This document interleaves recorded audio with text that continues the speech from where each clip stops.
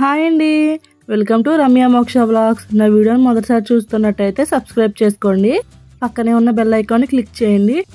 ఈరోజు మన వీడియోలో బొంబాయి కరాచీ హల్వా ఎలా చేయాలో చూపిస్తాను.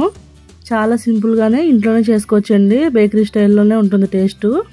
దానికోసం ముందుగా ఒక బౌల్ తీసుకుని 1 కప్పు కార్న్ ఫ్లోర్ని అందులోనే వేసుకోండి. ఇప్పుడు అదే కప్పుతో 2 కప్పుల వరకు నీళ్ళని అందులోనే వేసుకుని ఉండలేమి లేకుండా కలుపుకొని పక్కన పెట్టుకోండి.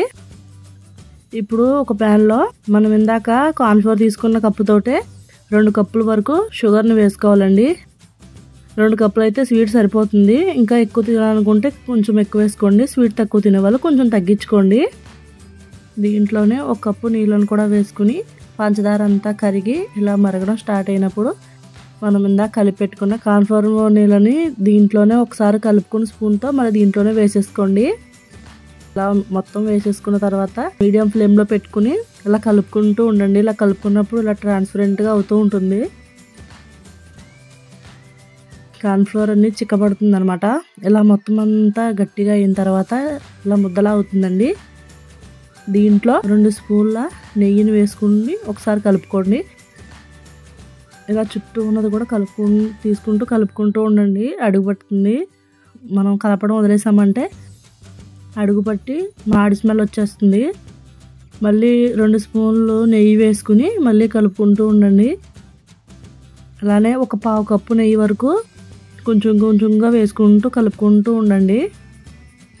దీంట్లోనే మనకి నచ్చిన కలర్ని ఇలా కొంచెం వాటర్లో కలిపి ఇందులోనే వేసేసుకోండి. ఇక్కడ నేను ఆరెంజ్ ఫుడ్ కలర్ వేసుకుంటున్నాను.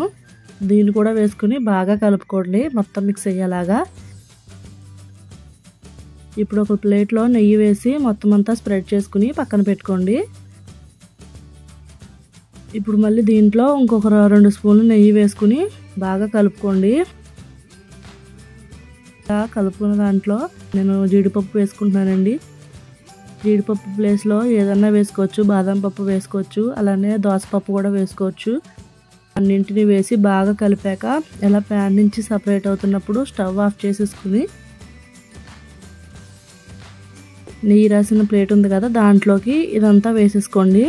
ఇది పూర్తిగా చల్లారిన తర్వాత మాత్రమే దీన్ని మనం డిమోల్డ్ చేసుకోవాలి. దీన్ని పక్కన పెట్టేసుకోండి.